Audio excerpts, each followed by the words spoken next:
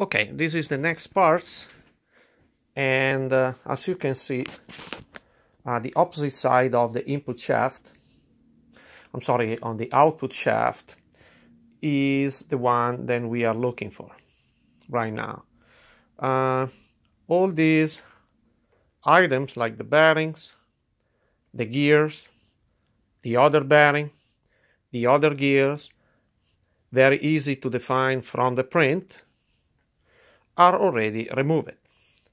Now cautions, some of these items, like this guy right here, they were located up here, the selector. I think it's better put it out together without separated. What I mean is, if you're looking at the print, don't try to force this component out with the synchronized ring by its own, or it's going to get damaged. This other component, that is the gear, following the print, is on the shaft by a needle bearing. So it means it's free to move. To remove the gear from its assigned spline shaft, the only thing to do is to put a puller here against these guys.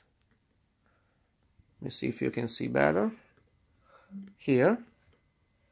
And gently pull it out, using as a point of reference this guy right there. Now, do not attempt to remove anything in this transmission without heat them up first. I'm using an electrician heat gun, carefully driving it around the items until it heat up, so it's expanding a little bit, and this is eliminating risk of breaking, lift or threading, or damaging any other component. Again, this transmission is very, very special when we are going down to tolerances. Everything seems to be in an interference fit when there is no bearing, clear, needle bearing.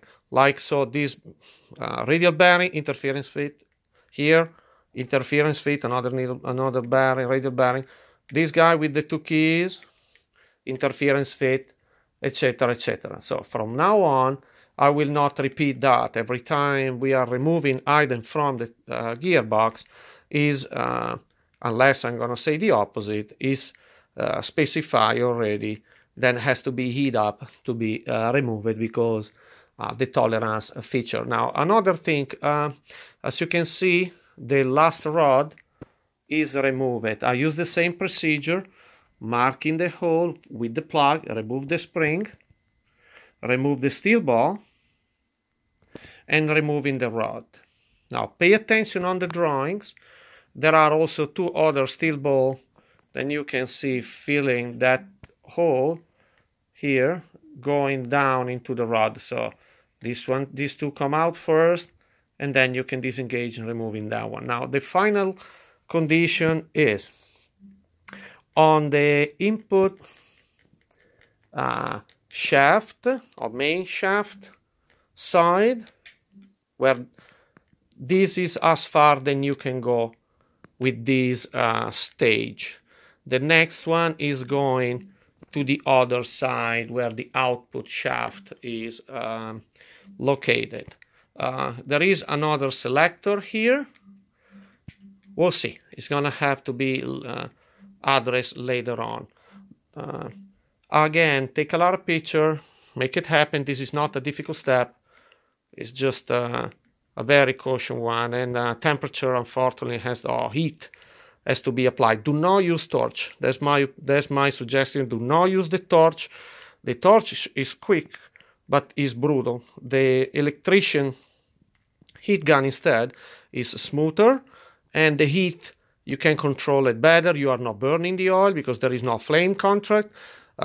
So if you work in an inside environment, like in my case, you are not making no fumes and nothing. You just heat up the item, not burning the oil.